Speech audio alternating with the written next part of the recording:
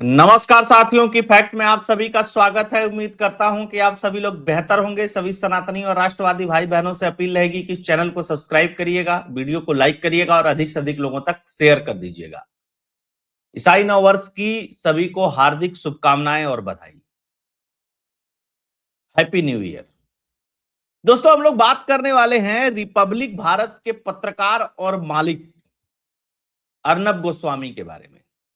अर्नब गोस्वामी के बारे में सभी लोगों को पता है कि अर्नब गोस्वामी एक ठीक ठाक और अच्छे पत्रकार हैं। उनकी हिंदी की डिबेट चाहे जैसी भी हो, इंग्लिश की डिबेट काफी अच्छी मानी जाती है। लेकिन अचानक से अर्नब गोस्वामी के अंदर बहुत सारी परिवर्तन आ गए। उनको अचानक से याद आया कि मैं बहुत बड़ा पत्रकार हूं और मुझको सरकार से सवाल पूछने चाहिए। बहुत अच्छी बात है, पत्रकार को सरकार से सवाल पूछना भी चाहिए। लेकिन ये बात कई सालों बाद क्यों अचानक से अर्नब गोस्वामी को याद आ गई, ये बड़ा सवाल है। अच्छा, अर्नब गोस्वामी को एक चिढ़ है। किससे? सुधीर चौधरी से, कि उनको डीडी न्यूज में 15 करोड़ सालाना के पैकेज पर क्यों रख लिया गया। अब सुधीर चौधरी हो चाहे अर्नब गोस्वामी हो, इन लोगों को माना जाता था कि ये प्रो मोदी गवर्नमेंट है। दोनों पत्रकार तमाम तारीफें करते रहते थे उनकी स्कीम्स की, उनकी बारी, उनके योजनाओं की। अब किसी को 15 करोड़ का पैकेज मिल जाए तो ये थोड़ी तकलीफ वाली बात थी। तो अर्नब गोस्वामी को लगा होगा कि भाई मेरे को नहीं मिला, सुधीर चौधरी को क्यों मिल गया। ये मुद्दा उठा था, कुछ दिन पहले उठाया था और इनडायरेक्ट टोन मारा था कि 15 करोड़ वाले पत्रकार ये सवाल पूछ नहीं सकते हैं, मैं ये सवाल पूछ सकता हूं। तो सवाल तो आपने भी 11 साल तक कुछ नहीं पूछा अर्नब गोस्वामी जी। खैर, फिर से आते हैं मुद्दे पर। टीवी डिबेट में चीखने चिल्लाने वाली परंपरा भी अर्नब गोस्वामी ने शुरू की। फिर उसके बाद सारे टीवी एंकर चीखने चिल्लाने लगे। सामान्य आदमी शाम की इस तरीके की डिबेट को देखना ही बंद कर दिया। ऐसा नहीं है कि सब कुछ पहली बार हो रहा है। मैं आगे भी थोड़ा सा बताऊंगा, टीवी वालों के बारे में थोड़ा सा बात करना जरूरी है ना। लेकिन अर्नब गोस्वामी ने अभी लेटेस्ट, अर्नब गोस्वामी अरावली का मुद्दा उठाया, बहुत अच्छा मुद्दा था, आपको उसको उठाना चाहिए था।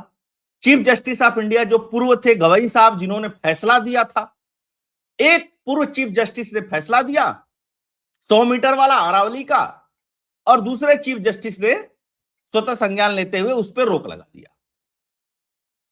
अच्छा, ये सब कुछ किया धरा अशोक गहलोत के समय का है, पूरी पॉलिसी बनाई हुई है। ठीक, मामला सुप्रीम कोर्ट में जाता है। सुप्रीम कोर्ट एक एमिकस क्यूरी, यानी कि कोर्ट की फ्रेंड एक तरीके से कहा जाता है, उसको नियुक्त करता है, और उसके बाद जो रिपोर्ट आती है उसके आधार पर बहस करके फैसला दे देते हैं गवई साहब। अच्छा, गवई को भी अपनी एक लाइव डिबेट में बुलाया। लाइव डिबेट तो नहीं थी, 1-to-1 था गवई साहब से, और गवई साहब से सवाल भी पूछा। गवई साहब ने बहुत सारे उसके जवाब भी दिए, कई जगह फंसे भी। खैर, जब पूछ लिया गवई से, गवई ने सब कुछ क्लियर कर दिया कि कैसे कैसे फैसला आया, क्या क्या चीजें हैं, और फैसला पढ़ भी लिया। तो फिर चेयर खाली करके मोदी सरकार के मंत्रियों को चैलेंज कर रहे हैं कि आओ मुझसे डिबेट कर लो। अर्नब गोस्वामी साहब, आप डिबेट नहीं कर सकते हैं। आपकी इंग्लिश बहुत अच्छी है, आप पत्रकार हैं, चूंकि आपके पास प्लेटफॉर्म है तो आप इतनी बकवास या बहस जो भी कहिए कर लेते हैं। अदरवाइज आपको अगर ये गुमान है कि आप बहुत बड़े वाले पत्रकार हैं, आप बहुत खोजी पत्रकार हैं, तो ऐसा कुछ है नहीं। नैरेटिव और एजेंडा ही चलाते हैं सब, चाहे इस पक्ष का चलाए चाहे उस पक्ष का चलाए। अच्छा, हम लोग तो अपने आप को पत्रकार कहते नहीं, हम लोग तो एनालिस्ट हैं, जो खबर आती है उसकी एनालिसिस करते हैं और नमस्ते सदा वसले बोलते हैं। राष्ट्रवादी या सनातनी हमारे चैनल को देखें, पहले स्पष्ट करके चलते हैं, ये कोई टीवी वाला पत्रकार नहीं बोलता है। खैर, अब धुरंधर फिल्म को लेकर के भी प्रॉब्लम हो गई। अच्छा, धुरंधर फिल्म को लेकर के प्रॉब्लम ध्रुव राठी को हुई। धुरंधर फिल्म और चलने लगी, 1000 करोड़ पार कर गई। अब नया नया जो प्रॉब्लम है वो धुरंधर फिल्म को लेकर के अर्नब गोस्वामी को हो गई। मैं क्यों ये देखूं? अरे भाई, तुम होते कौन हो? तुम ही बोलते थे ना कि पूछता है भारत। मामला गया हाई कोर्ट में, हाई कोर्ट के जज ने पूछ लिया कि भारत के बिहाफ पे तुम कौन से पत्रकार हो सवाल पूछने वाले। तुमने पूछता है भारत बंद कर दिया। तुम किसके भी आप पे कहते थे पूछता है भारत भाई, अर्णव गोस्वामी? और तुम इतने टैलेंटेड थे, सब कुछ जानते थे, तो क्यों नहीं कोर्ट को जवाब दे पाए? खैर, कोई बात नहीं। धुरंधर फिल्म को चैलेंज इन्होंने किया और नहीं देखना चाहिए, अक्षय खन्ना नाच रहा है, मुझे क्यों देखना चाहिए, ऐसी फिल्म बननी चाहिए, वैसी फिल्म बननी चाहिए, ओरिजिनल कहानी पे बननी चाहिए। हजारों फिल्में बनती हैं, छोटी बड़ी, ओटीटी से लेकर के मेन स्ट्रीम सिनेमा तक। अर्णव गोस्वामी, एक बात बताओ कि रियल स्टोरी पे बेस्ड कितनी फिल्में बनती हैं और तुमने कितने बार इस पे प्रश्न उठाया? कब? धुरंधर के पीछे क्यों पड़ गए भाई? ठीक है, वो फिल्म चल गई, तुमको एग्जाम्पल देना था तो कोई दूसरा दे देते। फिर ये कह रहे हैं कि फिल्म बनाओ। आते हैं मेन मेन क्या क्या कहा है इन्होंने, थोड़ा समझने की कोशिश करते हैं ना किस तरीके से चीजें करवट लेती हैं और क्या समस्या है। मोदी सरकार से भिड़े हैं और अचानक धुरंधर फिल्म से इनको समस्या हो गई है, तो कई सारे लोग इस बात को भी कहने लगे कि क्या रिपब्लिक टीवी संकट में है, एडवर्टाइजमेंट का कुछ मामला है, क्या वो सब चीजें नहीं मिल रही हैं जो इन लोगों को टीवी चलाने के लिए जरूरत होती है, ऐड वगैरह जो भी हो। खैर, अर्णव गोस्वामी बोले कि नहीं देखना अक्षय खन्ना का धुरंधर डांस। अरे भैया, 1,000 करोड़ पार कर गया, उस फिल्म के हैसियत के बराबर भी आपका चैनल नहीं है जितना उसने कलेक्शन कर लिया। और जा ही रही है, कलेक्शन कर ही रही है, चली रही है फिल्म। तो अब कैसे समझा जाए, धुरंधर से अर्णव गोस्वामी को भी प्रॉब्लम है, धुरंधर से पाकिस्तान को भी प्रॉब्लम है, और धुरंधर से जितने भी देश विरोधी हैं उनको भी प्रॉब्लम है कि नहीं है? तो अर्णव गोस्वामी थोड़ा पक्ष क्लियर करके चलो कि पाकिस्तान के पक्ष में है कि भारत के पक्ष में है। सामान्य आदमी तो ये समझता है ना, बाकी तुम कितनी गुड़ बातें कर रहे हो तुम जानो। खैर, अर्णव गोस्वामी ने बॉलीवुड को उन्नाव रेप केस पर फिल्म बनाने के लिए चैलेंज दिया। अब उन्नाव का जो केस है वो सुप्रीम कोर्ट के अंदर है, पहले हाई कोर्ट के अंदर था, डिस्ट्रिक्ट कोर्ट से सजा हो गई थी, डिस्ट्रिक्ट कोर्ट से सजा होने के बाद दिल्ली हाई कोर्ट में केस था, दिल्ली हाई कोर्ट ने सजा को सस्पेंड कर दिया और सुनवाई कर रही थी, देश में हो हल्ला मचा। उसके बाद मामला चला गया सुप्रीम कोर्ट। सेंगर दोषी है कि सेंगर दोषी नहीं है, 4 हफ्ते बाद सुनवाई की डेट दिया है सुप्रीम कोर्ट ने। उससे पहले किसी के माई के लाल में दम है कि ओरिजिनल बेस्ड पे कहानी बना करके इस पे फिल्म बना दे? सुप्रीम कोर्ट का फैसला आने के पहले तुम चैलेंज किसको कर रहे हो? तुम तो बड़ा पत्रकारिता की बात कर रहे हो। अगर कोई मामला किसी का केस सुप्रीम कोर्ट में है, अच्छा, राहुल गांधी की भी सजा सुप्रीम कोर्ट से सस्पेंड हुई थी, वहां तो हाई कोर्ट ने सजा दे दी थी। तब अर्णव गोस्वामी ने कितने सवाल पूछे थे? एक ही बार तो एंटोनियो माइयो से सवाल पूछ लिया था, और उस समय महाराष्ट्र में इन लोगों की मिलीजुली सरकार थी, उद्धव ठाकरे मुख्यमंत्री था, उठा करके रात में जेल में चले गए थे, तब कैसे रो रहे थे? देखा नहीं है क्या हम लोगों ने? अच्छे से देखा है। तो जब तक मामला सुप्रीम कोर्ट में है और सेंगर को सुप्रीम कोर्ट से सजा नहीं हो जाती है, तब तक कुलदीप सेंगर के ऊपर कौन फिल्म बना देगा और बता देगा कि ओरिजिनल कहानी है? अच्छा, तुम्हारे पास पैसा बहुत है, तुम ही फाइनेंस कर दो, बनवा दो फिल्म, कुछ नहीं तो कम से कम 2 घंटे की, 1-1.5 घंटे की डॉक्यूमेंट्री बनवा दो और रिपब्लिक भारत के लिए। कहानी बनाना बहुत बड़ी बात नहीं है इस देश में।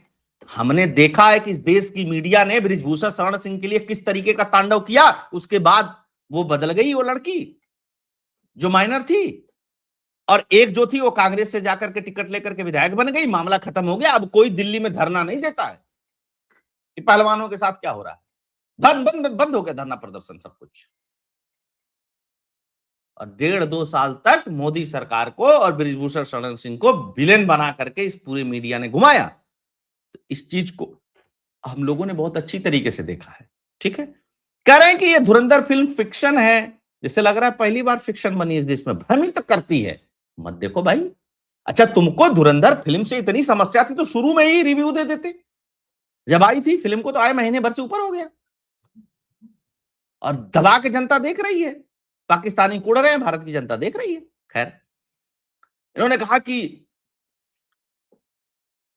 उस पे फिल्म बना करके दिखाओ, देश में क्या चल रहा है उसको दिखाओ, सच्चाई दिखाओ। सच्चाई तो तुम ही दिखाते हो ना केवल। सुशांत सिंह राजपूत के केस में अर्णब गोस्वामी ने 2 साल तक सच्चाई ही दिखाई। उस पे तो नहीं कहा कि सुशांत सिंह राजपूत के ऊपर एक फिल्म बना करके दिखाओ, फलाने के ऊपर एक फिल्म बना करके दिखाओ, और ये सच्चाई इस पे फिल्म बना करके दिखाओ। अंत में ऐसा कर दिया तुम लोगों ने उस केस को कि चौपटी हो गया। फिर उसके बाद मत्थे सरकार के डाल दो, तुमने फलाने ने जांच बढ़िया नहीं की, इसने ये नहीं किया, उसने वो नहीं किया। हालांकि उसमें भी कई सारी चीजें अभी सब जुडिस है ना, वो भी मामला भी कोर्ट में है। मतलब ठीक है यार। कुलदीप सिंह सेंगर की जमानत पर सीबीआई ने सुप्रीम कोर्ट में हाई कोर्ट के फैसले को चुनौती दी थी और याचिका पर सुनवाई करते हुए सुप्रीम कोर्ट ने हाई कोर्ट के फैसले पर रोक लगा दी। हालांकि सर्वोच्च न्यायालय ने इस मामले पर अंतिम फैसला नहीं सुनाया है, और जब तक अंतिम फैसला नहीं सुनाया है कौन फिल्म बनाएगा? पत्रकार हैं ये लोग, बताते हैं हम सच्ची पत्रकारिता करते हैं। कम से कम इतना टेक्निकल चीजें तो ज्ञान होना ही चाहिए लोगों को। अर्णब गोस्वामी तो बड़े पत्रकार है, मैं खुद ही प्रशंसक रहा हूं अर्णब गोस्वामी का। इसलिए नहीं कि तुम किस पक्ष के हो, इसलिए कि ठीक डिबेट करते हो, है ना। अच्छा, एक चीज और बता दूं आप लोगों को। दिसंबर 2025 में रिपब्लिक टीवी के अर्णब गोस्वामी ने लाइव डिबेट में प्रत्यक्ष अप्रत्यक्ष रूप से सुधीर चौधरी पर निशाना साधते हुए 15 करोड़ वाले एंकर का मुद्दा उठाया। अब अर्णब गोस्वामी ने यह बात किया तो सुधीर चौधरी ने इस पे कह दिया कि आजकल मीडिया में भी ऑड इवन चल रहा है, यानी आज यहां तो कल वहां। बिल्कुल सही कहा, एक पक्ष चुन करके रखिए, है ना। और मीडिया में जो दलाली की बात, फलाने की बात, ढिकाने की बात, ये कोई लोग मत करें। और कम से कम ये बड़े बड़े पत्रकार और मीडिया हाउसेस के मालिक तो बिल्कुल भी न करें, तो ठीक है।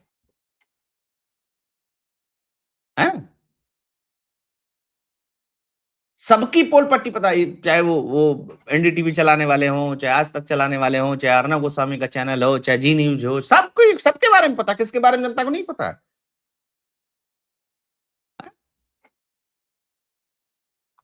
खैर, अब जहां तक टीवी के बर्बादी की दास्तान है तो 2007 में ही इसको लिख दिया गया था, जब टीवी पे सांप, नेवला, स्वर्ग, सीढ़ी ये सब दिखाया जाता था। 2007 में बहुत तगड़ी पत्रकारिता होती थी उस समय। रवीश कुमार, एनडीटीवी, ये चैनल, वो चैनल, सब चैनल में बड़ी जबरदस्त पत्रकारिता होती थी। कांग्रेस की सरकार थी 2007 में, सब एकदम बम बम था। पहला कार्यकाल चल रहा था मनमोहन सिंह का, जबरदस्त वाला, पावरफुल थी सोनिया गांधी। उस समय टीवी पे ये सब कुछ भी चल रहा था, क्योंकि टीवी वालों को हिम्मत नहीं थी कि कुछ दिखा सके खबर, तो यही दिन भर चलाते थे। रात को तो 10 बजे के बाद यही शोर लगा के छोड़ देते थे कि रात भर चलेगा, है ना। और हर समय में मठाधीश लोगों ने टीवी पत्रकारिता को बर्बाद करने का काम किया, और उसमें 2-3 जो हैं वो प्रधान पादरी बनकर के काम करते हैं उस पर। नहीं नहीं जी, हम ही हैं सबसे बढ़ के पत्रकार, हम ही को सुनो। अर्णब गोस्वामी को भी बेचैनी उसे कि सुधीर को 15 करोड़ क्यों मिल गया, मुझे क्यों 15 करोड़ नहीं मिला। तो अरे भाई, एनडीटीवी ने शुभांकर को 5 करोड़ रुपया दिया और बोला कि तुम्हें आने की भी जरूरत नहीं है, तुम बस वीडियो बना करके दे दिया करो। और वही शुभांकर जब तक यूट्यूब पे नहीं थे तब तक आज तक में 70-80 हजार रुपए की नौकरी करते थे।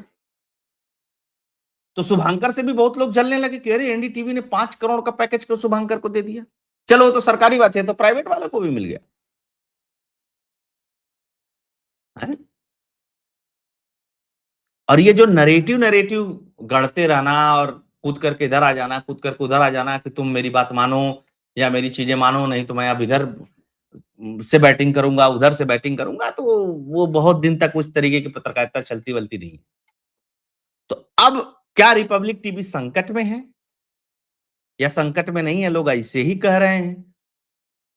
अर्णब गोस्वामी ये जो बदले हैं तो क्या ये पूरे बदले रहेंगे? दूसरी बात कि कुलदीप सिंह सेंगर के ऊपर 1 मिनट स्पेसिफिक बात करूंगा।